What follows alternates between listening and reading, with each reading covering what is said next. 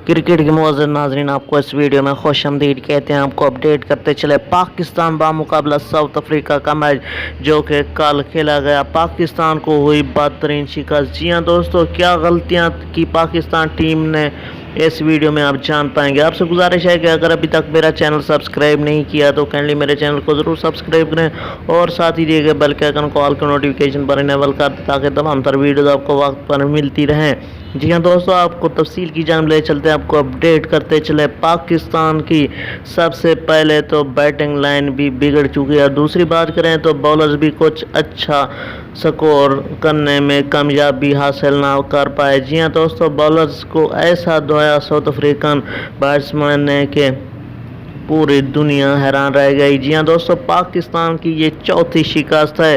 अब 3 मैचेस बाकी हैं, इंग्लैंड, न्यूजीलैंड और बांग्लादेश के खिलाफ। जी हाँ दोस्तों, ये थी आपके लिए ताज़ा तरीन अपडेट। इस तरह की खबरों से बाखबर रहें, हमारे साथ रहें।